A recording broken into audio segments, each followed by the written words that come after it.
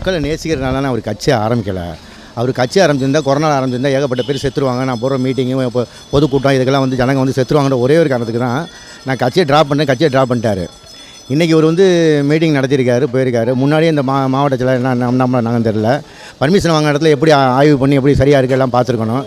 பார்க்காமலாம் இவ்வளோ பேர் உயிரிழப்புக்கு என்ன சொன்னால் இந்திய அரசியல் வரலாற்றே இது பெரிய கரும்புள்ளினே. இது கவனிக்காம மட்டும் இவ்வளோ பெரிய இறப்புக்கு ஒருவரே காரணமாக இருக்கார். அந்த ஒருவர் மேலே இந்த அரசாங்கம் என்ன நடவடிக்கை எடுக்க போகுதுன்னு தெரியல. நல்ல நடவடிக்கை எடுப்பாங்கன்னு நம்பிக்கை இருக்குது. நேற்று நான் நம்ம நடக்கும்போது ஸ்பாட்டில் அவர் இருந்திருக்காருங்க. ஏன்னா ஒரு நியூஸில் இந்த 27 நியூஸில் நான் பார்த்துட்டு தான் இருந்தேன். அதில் ஒருத்தர் பேட்டி கொடுத்துட்டே இருக்கார் ஃபோனில்.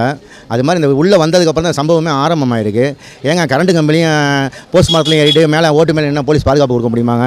போலீஸே இதில் பாதிக்கப்பட்டிருக்காங்க. நிறைய பேர் மூச்சு திணறி அவங்களும் ஹாஸ்பிட்டல் அட்மிட் ஆகிருக்காங்க. அப்போ எந்தளவு அஜாக்கிரதையாக நடந்திருப்பாங்க, எந்தளவு கவனக்குறைவாக இருந்திருப்பாங்கன்றது அவங்களுக்கே தெரியணும். இந்த உயிரிழப்புகள்லாம் என்ன பதில் சொல்ல போகிறாங்கன்னு தெரில. அவங்க தான் இதுக்கு முழுக்க பொறுப்பேற்கணும்.